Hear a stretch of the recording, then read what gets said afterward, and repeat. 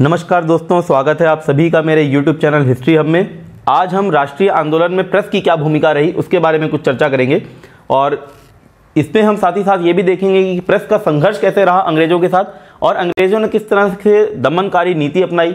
उस नीति के बावजूद भारतीय प्रेस में जो राष्ट्रवादी नेता थे उन्होंने किस तरह अक्लमंदी से काम लेते हुए अपने जो लेख थे वो इस तरह से लिखे कि अंग्रेज़ों को चकमा देकर और जो राष्ट्रीयता की भावना थी उसको जागरूक करने का काम किया।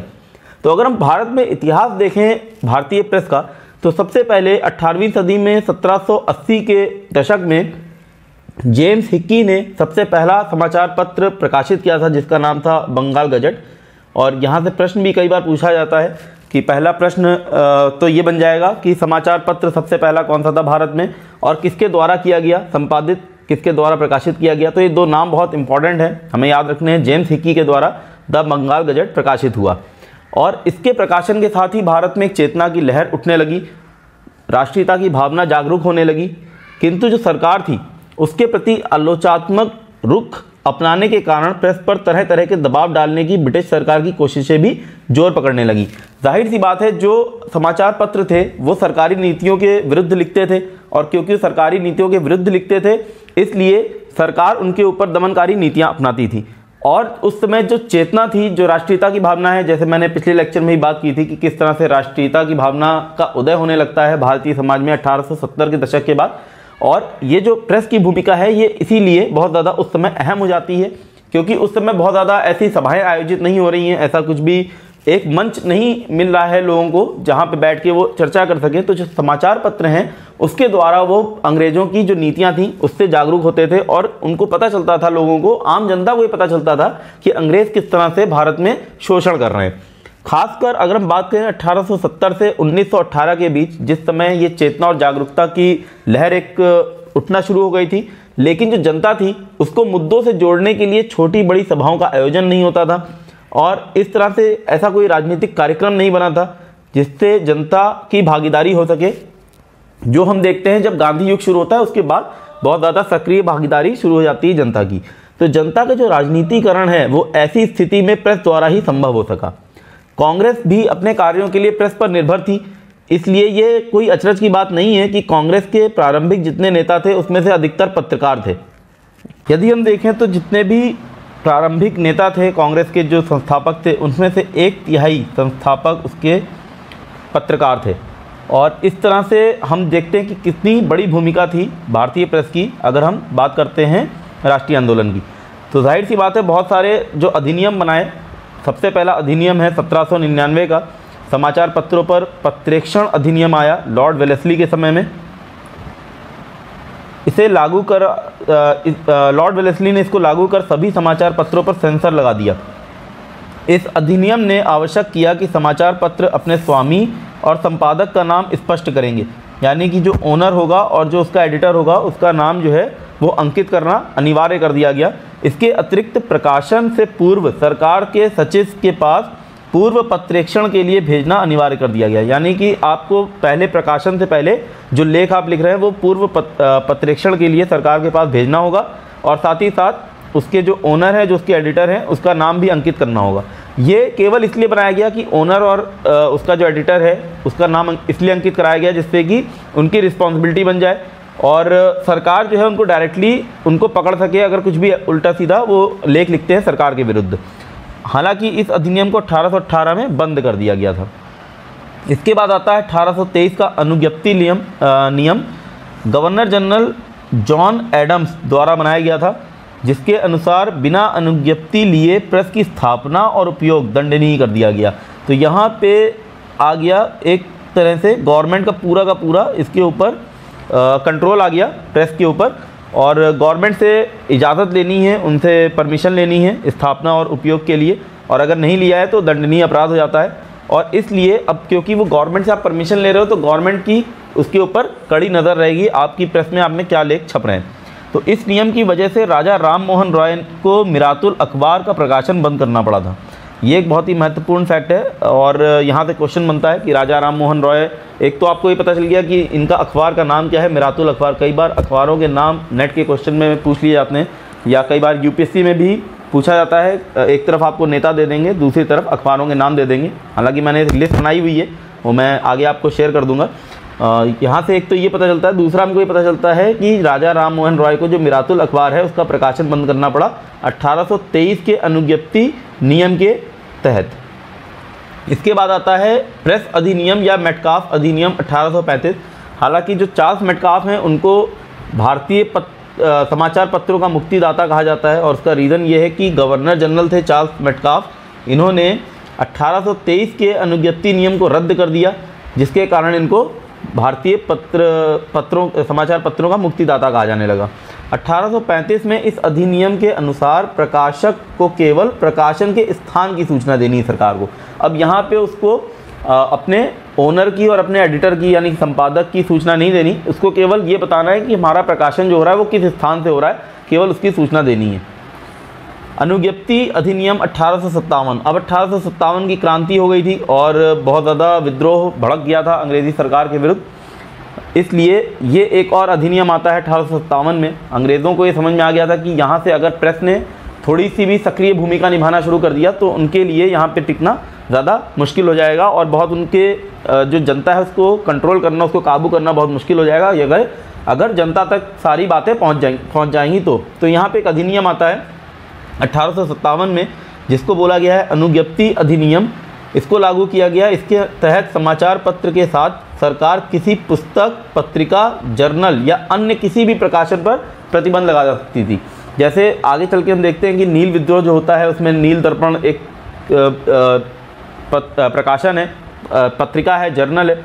इस तरह की जो भी पुस्तक हैं उनके ऊपर भी सरकार अपना ये अधिनियम लगा सकती है समाचार पत्रों के साथ। तो अभी तक इससे पहले जो इतने अधिनियम बन रहे थे वो केवल समाचार पत्रों को लेके हो रहे थे। अब यहाँ से क्योंकि पुस्तकें भी छपनी शुरू हो जाती हैं बहुत सारी, और पत्रिकाएं, जर्नल छपने शुरू होते हैं, तो ये अनुज्ञप्ति नियम उसके ऊपर भी लागू हो जाता है। इतने प्रतिबंध लगे इनके ऊपर, फिर भी जो अखबार का जो प्रकाशन था वो बहुत सारे अखबार प्रकाशन में आते हैं जिन्होंने ब्रिटिश शासन की आंख में धूल झोंककर अपना कार्य बड़ी बुद्धिमानी से किया, जिसकी हम चर्चा करेंगे आगे कि किस तरह से उन्होंने बुद्धिमानी से काम किया, किस तरह से उन्होंने अपने लेखों को इस तरह से छापा कि जो अंग्रेजी सरकार है वो उनके खिलाफ कोई भी एक्शन ना ले सके। अखबारों का असर सिर्फ पढ़े लिखे लोगों के बीच ही नहीं था, बल्कि इनका जो असर था ये बहुत दूर दराज गाँव तक पहुँच गया था, और जो आम आदमी था उसको भी इसका असर होता था। हालांकि उस समय बहुत ज़्यादा लिटरेसी रेट नहीं था, जैसा कि हमें पता है आधुनिक भारत का जो साक्षरता का जो रेट है वो बहुत ज़्यादा अच्छा नहीं था। लेकिन अगर गांव में कोई एक भी व्यक्ति अगर पढ़ा लिखा है तो वो अखबार को पढ़कर उसकी चर्चा बहुत सारे लोगों से करता था, और ये छपे लेखों को लेकर होने वाली चर्चाएँ लोगों को सवालों और मुद्दों से जोड़ती थी। अब यहाँ से जो जनता है वो मुद्दों से जुड़ने लग गई, क्योंकि अब कोई भी नियम अगर सरकार बना रही है और जो आम जनता है उसको प्रभावित कर रहा है नियम, लेकिन उस आम जनता को यदि पता नहीं है, लेकिन अखबार के माध्यम से क्योंकि आम जनता को पता चल रहा है और फिर लोग उसके ऊपर सवाल कर रहे हैं, और इस तरह से जो जनता है वो मुद्दों से जुड़ना शुरू हो जाती है। अब ये कुछ अखबार हैं और उनके संपादक हैं, बहुत महत्वपूर्ण है। यहाँ से प्रश्न कई बार बनते हैं और मैच द फॉलोइंग में भी पूछे जाते हैं। सुब्रमण्यम अय्यर ने 2 न्यूज़पेपर निकाले थे, द हिंदू और स्वदेश मित्रम। बाल गंगाधर तिलक के 2 अखबार हैं, केसरी और मराठा। जब हम बात करेंगे अपने इस पूरे प्रेस में तो उसमें बाल गंगाधर तिलक का बहुत ही ज़्यादा सक्रिय रोल रहा है, बहुत सक्रिय भूमिका इन्होंने निभाई है, जिसकी हम चर्चा करेंगे। बहुत बार जेल भी गए और इनको लोकमान्य तिलक की उपाधि भी दी गई थी इसी वजह से। सुरेंद्रनाथ बनर्जी का अखबार है बंगाली। कई बार इसकी लैंग्वेज भी पूछ लेते हैं, जैसे केसरी और मराठा। अब ये जो केसरी अखबार है वो किस भाषा में है और मराठा किस अखबार किस भाषा में, ये मुझे आप कमेंट सेक्शन में बताइएगा। हालांकि आपको मराठा देखने से लग रहा हो कि मराठी भाषा में है, लेकिन वो मराठी भाषा में बिल्कुल भी नहीं है। इसके अलावा शिशिर कुमार और मोतीलाल घोष का है अमृत बाज़ार पत्रिका, जिसको हम ABP के नाम से भी जानते हैं। आप देखते होंगे अभी भी आपको ABP न्यूज़ दिखता है, लेकिन ये ABP पत्रिका थी, अमृत बाज़ार पत्रिका इसको बोला जाता है। गोपाल कृष्ण गोखले जी का अखबार है सुधारक। दादा भाई नारोजी ने बहुत सारे अखबार, बहुत सारे लेख छापे हैं इसमें, और ना केवल भारत में बल्कि इन्होंने तो लंदन में भी बहुत ज़्यादा लेख छापे, और इस तरह से इनके बहुत सारे अखबार हैं। हिंदुस्तानी है, एडवोकेट ऑफ इंडिया है, द ट्रिब्यून है, इंद्र प्रकाश है, बंग निवासी, साधारणी। तो इस तरह से जो जितने भी नेता हैं आप देख रहे होंगे इसमें बहुत सारे जो नेता हैं इनके नाम कांग्रेस से जुड़े हुए हैं, जैसे दादा भाई नारोजी हैं, गोखले हैं, सुरेंद्रनाथ बनर्जी, तिलक, इन सब के नाम कांग्रेस से भी जुड़े हैं, सुब्रमण्यम अय्यर। तो आप समझ पा रहे होंगे किस तरह से जितने भी आधुनिक जो नेता थे, राष्ट्रवादी नेता, वो प्रेस के जुड़े होने के साथ साथ कांग्रेस से जुड़े, हम कह सकते हैं, या कांग्रेस से जुड़ने के साथ साथ प्रेस के साथ जुड़े, क्योंकि उनको कांग्रेस में अगर जुड़ना है तो कांग्रेस का शुरुआती दौर में जो सबसे पहला लक्ष्य था वो ये था कि आम जनता को किस तरह से राष्ट्रीयता की भावना उनमें जागरूक की जाए, किस तरह से उनको मुद्दों से जोड़ा जाए, जिसके लिए उनको प्रेस के ऊपर निर्भर होना बहुत ज़्यादा ज़रूरी हो गया था, क्योंकि उस समय सोशल मीडिया अकाउंट्स नहीं थे, फेसबुक नहीं था, किसी ने कुछ डाला और सबने देख लिया। हालांकि जो पत्रकारिता थी वो भी बहुत ज़्यादा फैली हुई नहीं थी, बहुत ज़्यादा विस्तृत नहीं था, उसका भी बहुत ज़्यादा क्षेत्र जो है मतलब कुछ हद तक सीमित ही था, लेकिन वही एक ऐसा माध्यम था जहाँ से लोग मुद्दों से जुड़ सकते थे। इन अखबारों में लगभग सभी बड़े राजनीतिक मुद्दों और विवादों को उठाया जाता था। एक तरह से ये अखबार एक सशक्त विपक्ष की भूमिका निभा रहे थे। जैसे इंग्लैंड में दो हाउसेस हैं, दो हाउसेस में जो कैबिनेट बनती है, इंडिया में भी पार्लियामेंट्री सिस्टम है, तो जो गवर्नमेंट है दूसरी तरफ एक अपोजिशन बैठता है।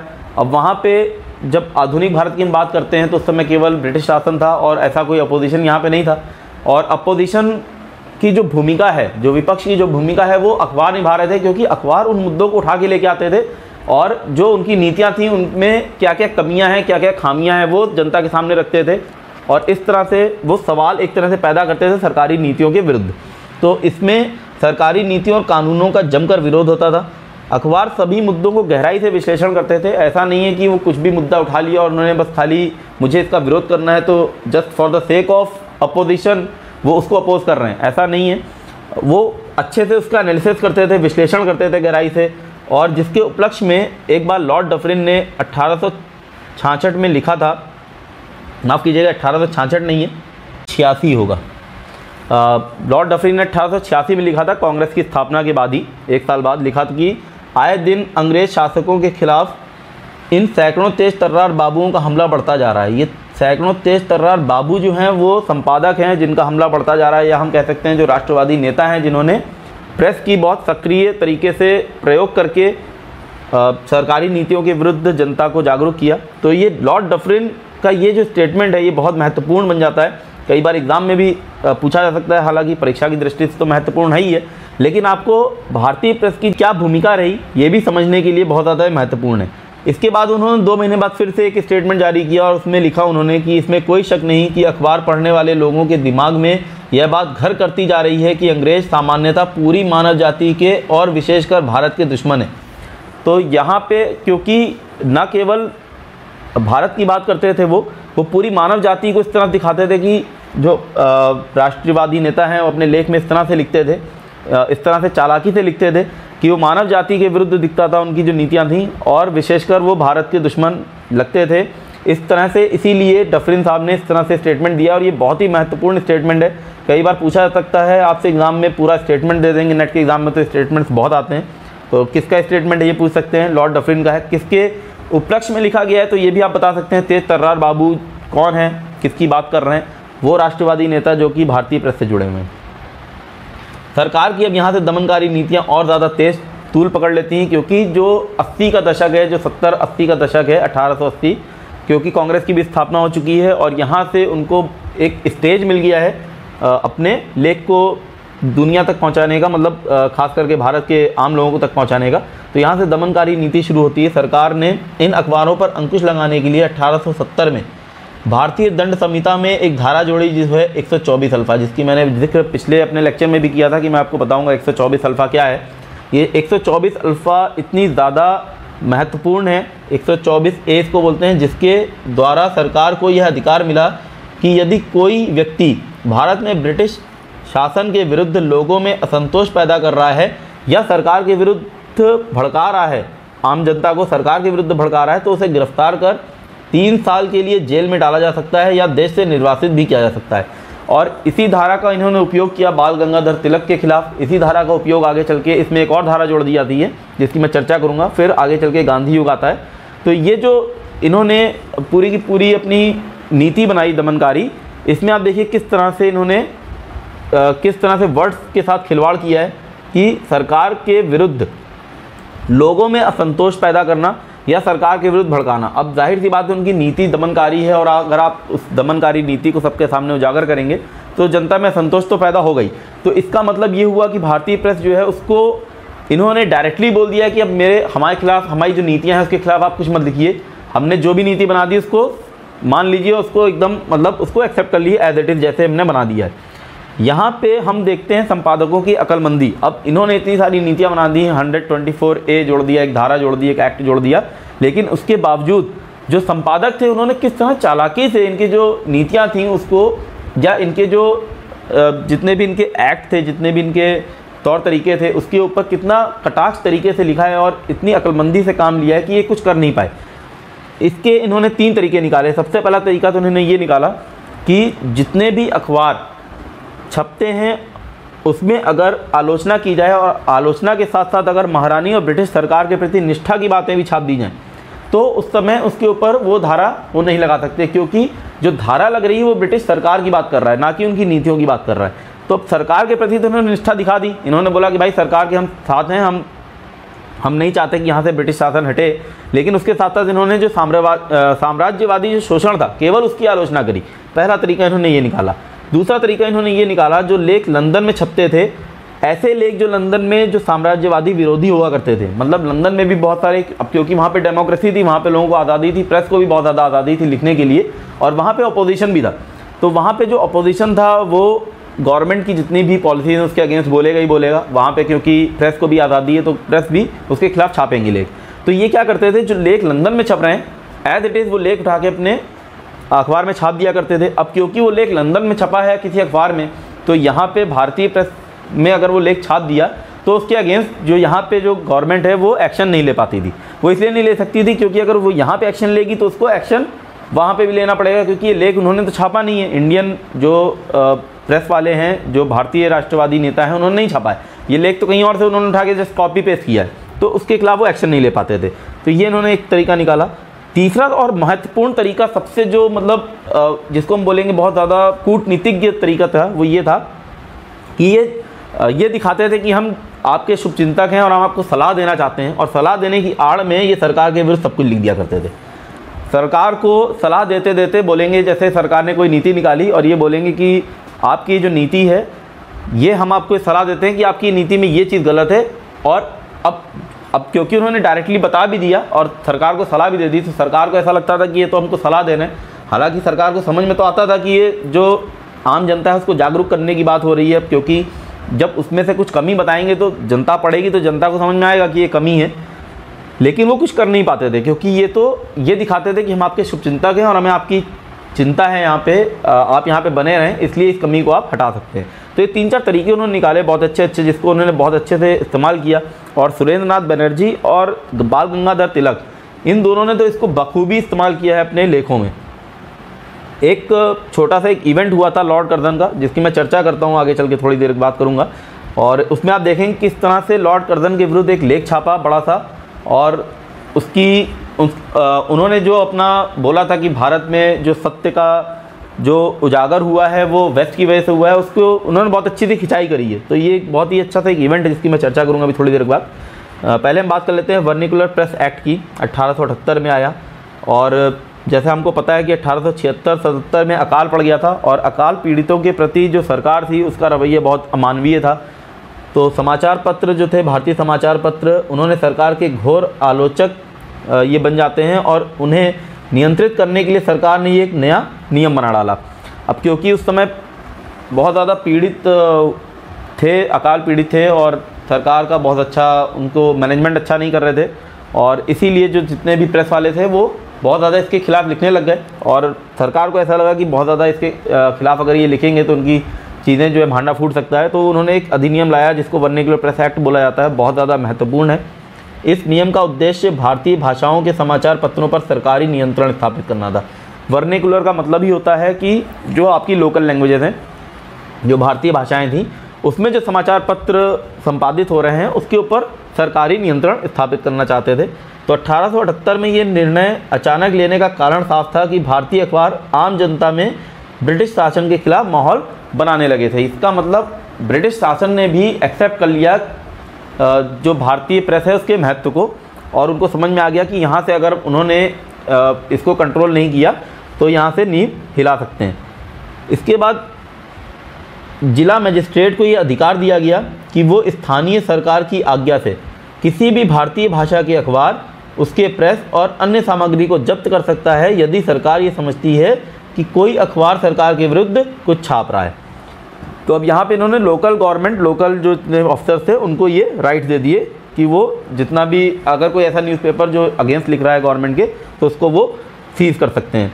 जिला मजिस्ट्रेट का निर्णय अंतिम होगा, पहली चीज़, और उसके विरुद्ध किसी प्रकार की अपील की अनुमति नहीं होगी। तो मतलब इन्होंने एकदम मतलब पूरा एकदम एब्सोल्यूट राइट दे दिया है जिला मजिस्ट्रेट को, और उसके खिलाफ कोई भी ऐसी कोई अपील नहीं है। तो ये प्योरली डिपेंड्स अपॉन जो जिला मजिस्ट्रेट है उसकी कितनी विजडम है, उसने क्या समझा, आपने क्या लिखा और उसने क्या समझा, उसके ऊपर ये पूरा का पूरा डिपेंड करता था। देशी भाषा का अखबार यदि इस अधिनियम से बचना चाहे तो उसे पहले से अपने पत्र की एक प्रमाणित प्रति सरकारी पत्रेक्षण को देनी होगी। यानी कि वो अगर गवर्नमेंट से क्लियर करा ले कि मैं ये लिखने वाला हूँ और उसकी एक सर्टिफाइड कॉपी भेज दे गवर्नमेंट को, और उसके बाद वो छापे, तो उसके ऊपर कोई एक्शन नहीं होगा। अब जाहिर सी बात है, अगर सरकार ही उसको क्लियर कर रही तो सरकार ऐसी चीज़ें पहले ही सेंसर कर देगी जो उसके विरुद्ध होगा। सुरेंद्र नाथ बनर्जी की पत्रकारिता के ऊपर थोड़ा सा चर्चा कर देते हैं, इसके बाद हम बाल गंगाधर तिलक की चर्चा करेंगे। पत्रकारिता के लिए जेल जाने वाले पहले भारतीय थे, बहुत ही महत्वपूर्ण फैक्ट है। क्वेश्चन यहाँ से बन जाता है, जो भी चीज़ पहली बार होती है इतिहास में, तो ऐसे भारतीय पत्रकार पहले थे जो पत्रकारिता के लिए जेल गए। उन्होंने कलकत्ता उच्च न्यायालय के न्यायाधीश नॉरिस के एक फैसले की आलोचना अपने द बंगाली अखबार में की। मैंने आपको पहले बता दिया, द बंगाली अखबार है सुरेंद्र नाथ बनर्जी का। इसमें इन्होंने एक छोटा सा एक इवेंट हुआ था जिसकी इन्होंने इसमें आलोचना कर दी। एक केस आया था नॉरिस के पास, नॉरिस जो है वो मजिस्ट्रेट थे, उनके पास एक केस आता है, और केस कुछ ऐसा था कि एक कोई मूर्ति थी जो कि धार्मिक रूप से बहुत ज़्यादा महत्वपूर्ण थी, और नॉरिस ने ये डिसीजन दे दिया, ये जजमेंट दे दिया कि वो जो मूर्ति है वो मात्र 100-200 साल पुरानी है।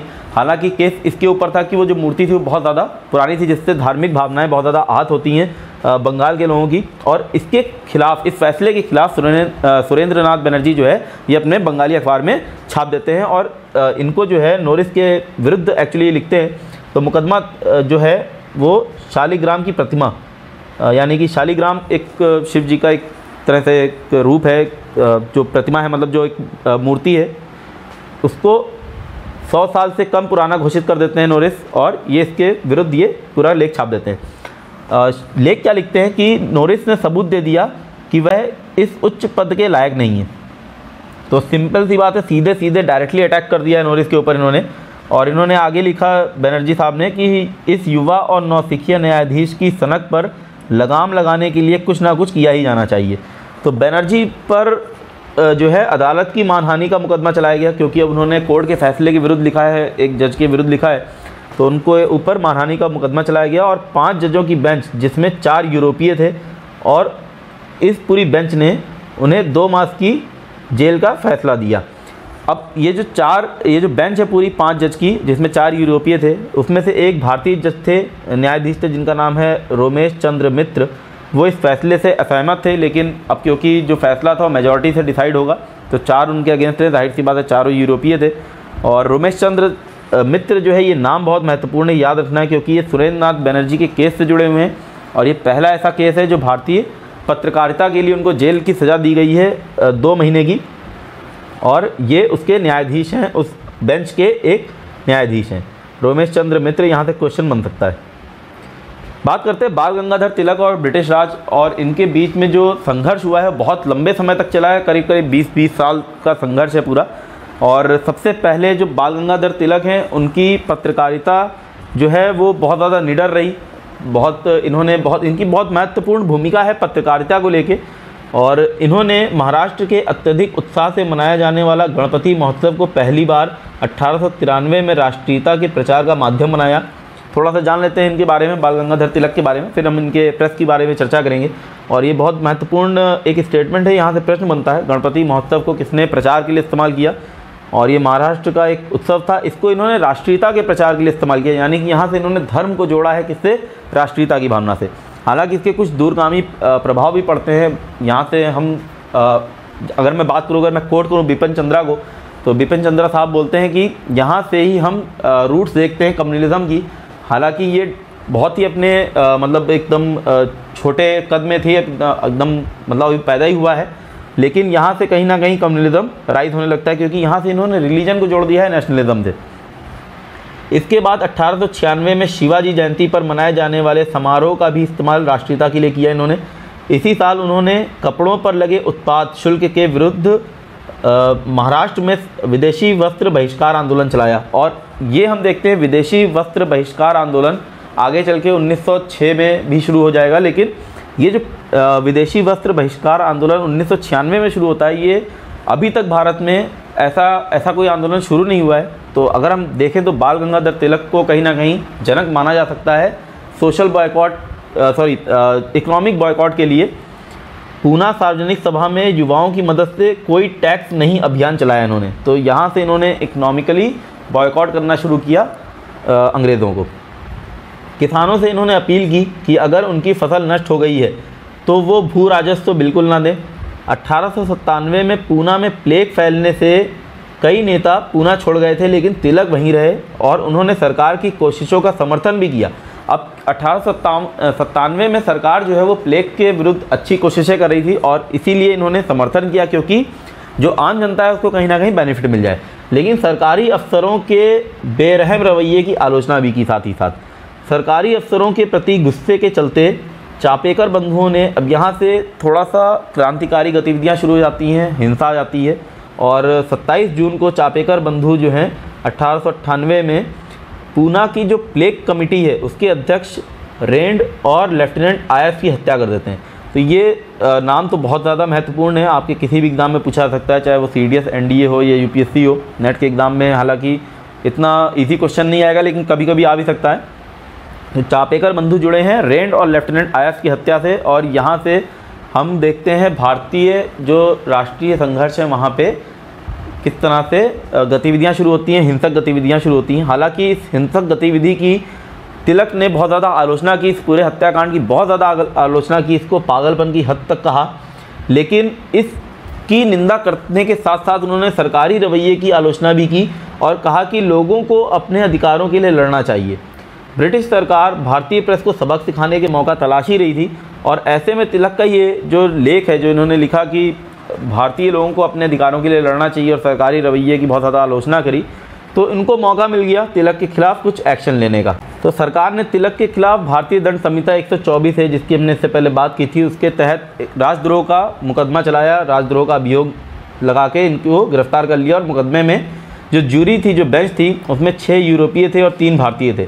तो जाहिर सी बात है क्या डिसीजन होना है सबको पता है, 6 यूरोपीय हैं, 3 भारतीय हैं। जो तीनों भारतीय हैं वो तिलक के विरुद्ध नहीं थे, लेकिन 6 के 6 यूरोपीय जो है वो तिलक के विरुद्ध हो गए। और तिलक ने अपने अखबार केसरी में, अब ये जो प्रूफ कैसे बनाया उन्होंने, किस तरह से राजद्रोह का मुकदमा चलाया, तो उन्होंने तिलक ने अपने अखबार में, केसरी जो उनका अखबार था, उसमें शिवाजी द्वारा अफजल खान की हत्या किए जाने का औचित्य सिद्ध किया था।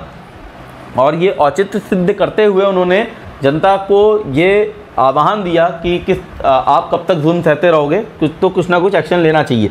तो ये आह्वान को उन्होंने, जो ब्रिटिशर्स थे, उन्होंने इसको बेस बनाया और बोला कि ये राजद्रोह का मुकदमा इन्होंने सिद्ध कर दिया। बोला कि किस तरह से उन्होंने भड़काया है, और शायद इस भड़काने की वजह से ही जो चापेकर बंधु हैं उन्होंने इसकी हत्या कर दी, इन दोनों अफसरों की। तो इसको, और इसके साथ साथ एक कविता भी थी जिसका शीर्षक था शिवाजी का उद्गार, ये भी इन्होंने लिखी थी, जिसमें तिलक ने लिखा कि शिवाजी वर्तमान युग में पैदा हो गए हैं और अपने देशवासियों को विदेशियों के विरुद्ध जागरूक करने। तो ये दोनों चीज़ों को कोट करके जितने भी यूरोपीय जज थे उन्होंने इन दोनों चीज़ों को कोट कर दिया और बोला कि इसकी वजह से ही जनता भड़की है और इसकी वजह से ही जो चापेकर बंधु हैं उन्होंने ये हत्याकांड किया। तो ये दोनों घटनाएं जो हैं वो मुकदमे में तिलक के खिलाफ आधार बनी और सरकार ने माना कि इनके माध्यम से ही तिलक ने जनता को भड़काया, जिसकी वजह से ही हत्याकांड हुआ है।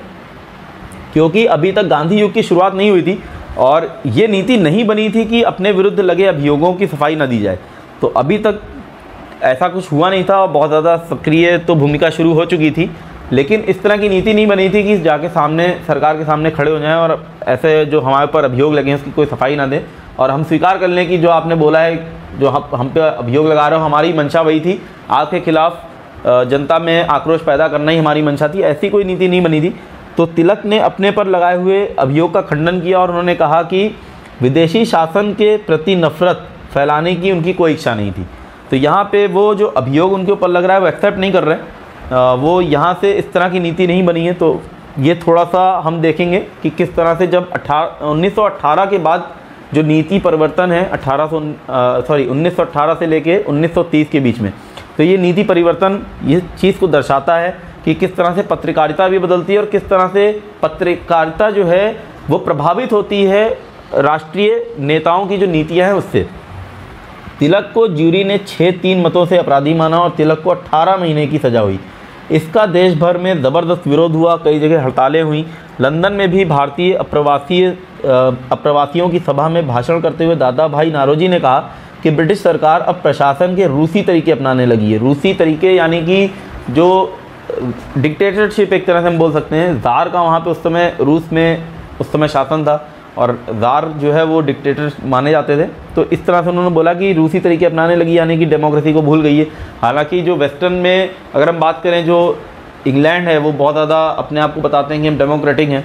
तो यहाँ से उन्होंने उसके ऊपर कटाक्ष किया दादा भाई नारोजी ने। जैसा कि मैंने आपको बताया, उन्होंने लेख न केवल भारत में बल्कि ब्रिटिश सरकार के विरुद्ध जो है लेख उन्होंने लंदन में भी लिखे हैं और लंदन में भारतीयों को बहुत ज़्यादा उन्होंने प्रभावित भी किया।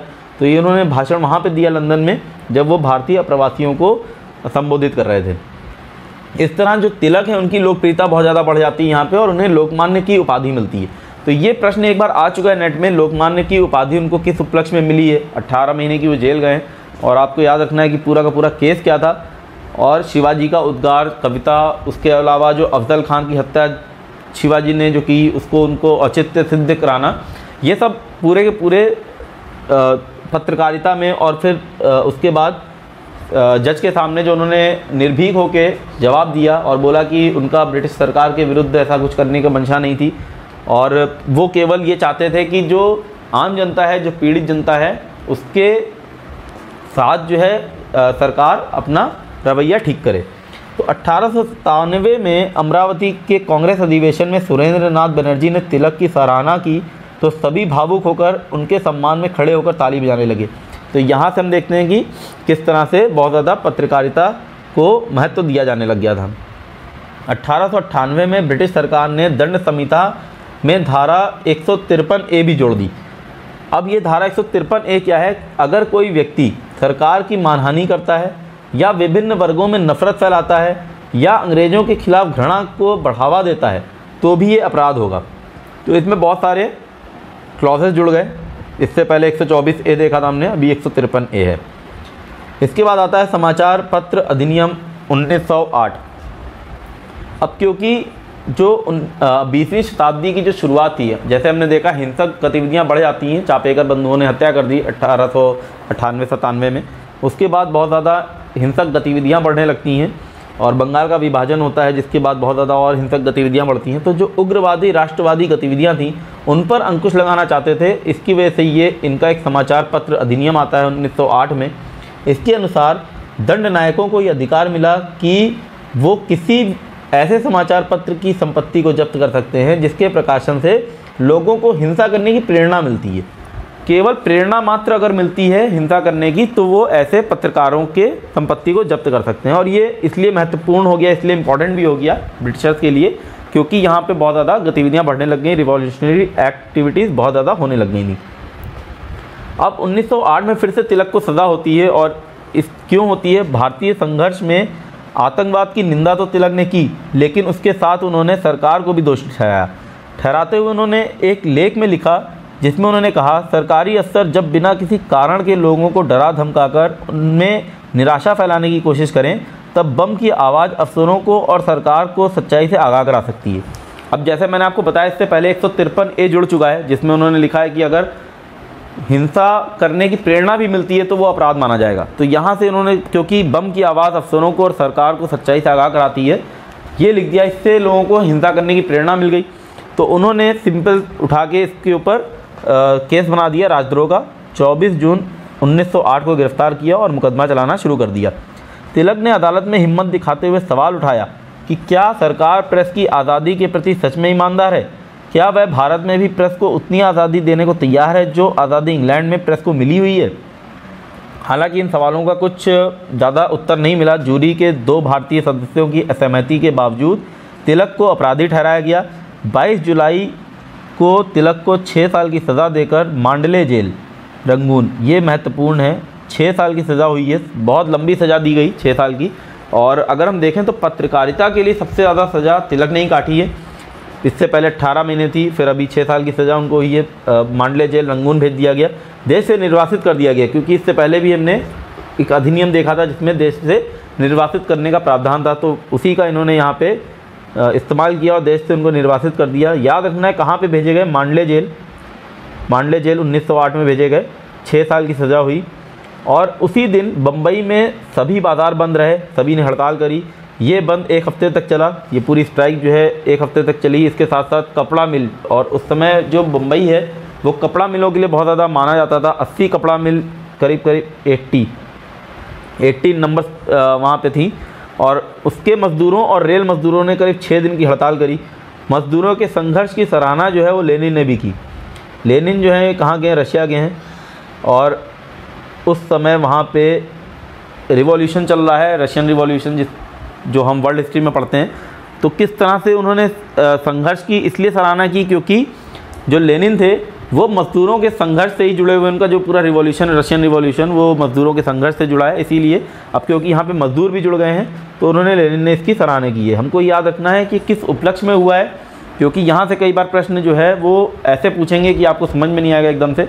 तो याद रखना है कि लेनिन ने सराहना मज़दूरों के संघर्ष की कब की है, जब तिलक को जेल भेजा गया है, मांडले जेल 6 साल के लिए, और मज़दूरों ने हड़ताल कर दी है। भारतीय समाचार पत्र अधिनियम 1910, वर्निकुलर प्रेस एक्ट के सभी प्रावधानों को पुनर्जीवित कर दिया गया।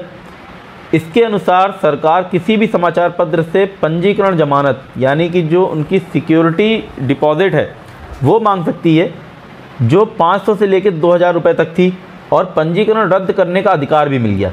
मतलब एक बार तो उन्होंने पंजीकरण कर लिया, लेकिन पंजीकरण को रद्द करने का भी अधिकार दे दिया उनको, और पुनः पंजीकरण के लिए सरकार 1000 से 10,000 तक रुपए ले सकती थी, इसका उनको हक भी दे दिया।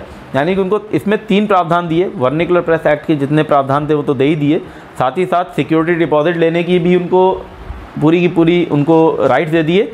सिक्योरिटी डिपॉजिट लेने के बाद भी उनका जो पंजीकरण है वो रद्द भी कर सकते हैं, और उस पंजीकरण को पुनः अगर लेना है तो उसकी जो रकम है, जो राशि है, बहुत ज़्यादा है, वो है 1000 से लेकर 10,000 तक, इसका भी उनको हक दे दिया गया।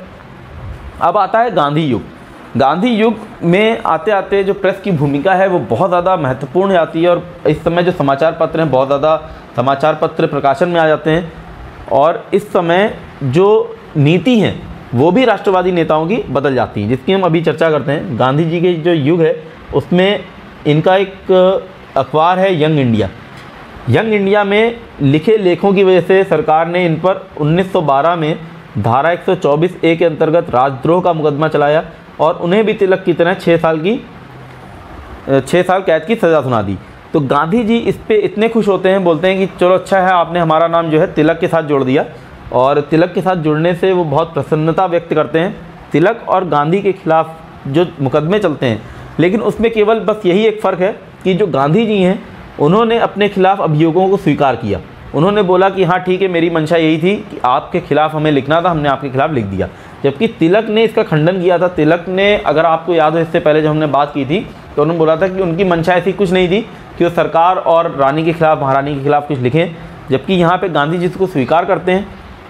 तो इससे ये पता चलता है कि 1908 से 1922 तक आते आते राष्ट्रीय आंदोलन के स्वरूप और संघर्ष के तरीकों में कितना फ़र्क आ गया था। जो राष्ट्रीय आंदोलन थे उसको इस पड़ाव तक पहुंचाने के लिए तिलक की राजनीति और पत्रकारिता का योगदान जो है वो बहुत ज़्यादा अविस्मरणीय है। उसको हम, उस महत्व को हम झुठला नहीं सकते। और अगर तिलक जैसे नेताओं ने, सुरेंद्रनाथ बनर्जी जैसे नेताओं ने यदि ये आधार नहीं बनाया होता जिसके ऊपर गांधी युग तक आते आते प्रेस इतना निडर होकर अपने प्रकाशन को सपोर्ट कर सकती, तो शायद गांधी युग में भी ये नीति हमको बदलती हुई नहीं दिखती। तो इसलिए बहुत ज़्यादा महत्वपूर्ण है प्रेस की भूमिका, क्योंकि यहाँ से प्रश्न तो बनते ही हैं, लेकिन यहाँ से हमको जो भारत में जो राष्ट्रीय संघर्ष है उसको समझने में बहुत ज़्यादा मदद मिलती है। तो ये था मेरा आज का लेक्चर। उम्मीद करता हूँ आपको पसंद आया होगा। मिलता हूँ अपने अगले लेक्चर में, तब तक के लिए धन्यवाद।